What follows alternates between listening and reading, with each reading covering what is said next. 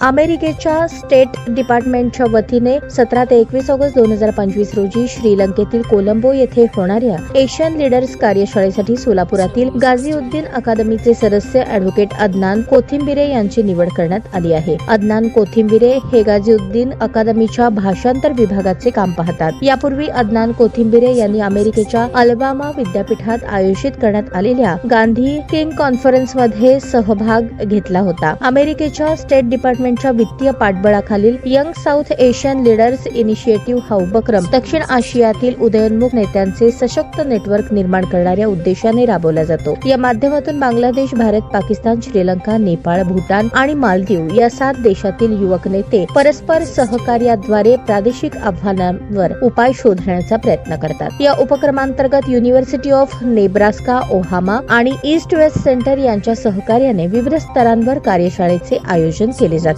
वायसली 3 प्रमुख क्षेत्रांवर लक्ष केंद्रित करते: उद्योजकता, नागरिक सहभाग आणि पर्यावरणीय प्रतिकारक क्षमता. या कार्यशाळांमधून युवा नेत्यांना कौशल्य विकास, नेटवर्क मार्केटिंग आणि आंतरराष्ट्रीय सहकार्याच्या संधी उपलब्ध करून दिल्या जातात. सप्टेंबर 2024 मध्ये संयुक्त राष्ट्र संघाच्या महासभेच्या पार्श्वभूमीवर सुरू करण्यात आला असून या अंतर्गत दक्षिण आशियातील 5 कार्यशाळा आणि अमेरिकेत 1 कार्यशाळा आयोजित केली जाणार आहे. या कार्यक्रमाचा मुख्य उद्देश दक्षिण आशियातील 18 ते 30 वर्ष वयोगटातील 420 दशलक्षांहून अधिक युवकांना प्रभावी नेतृत्वासाठी सक्षम करणे हा आहे. दक्षिण आशियातील युवा नेतृत्वाचे सशक्त नेटवर्क तयार करणे, युवकांना सामायिक आव्हान सोडवण्यासाठी सक्षम करणे, युवा नेत्यांना प्रादेशिक आणि आंतरराष्ट्रीय नेतृत्व संघटनांशी जोडणे आदी उद्दिष्टांकरता युवा नेतृत्वाला तयार करण्यात येत आहे. भारताकडून एकूण 11 युवकांची निवड या कार्यशाळेसाठी करण्यात आली असून त्यामध्ये गाझीउद्दीन अकादमीचे सदस्य ॲडव्होकेट अदनान कोथिंबिरे यांचा समावेश आहे.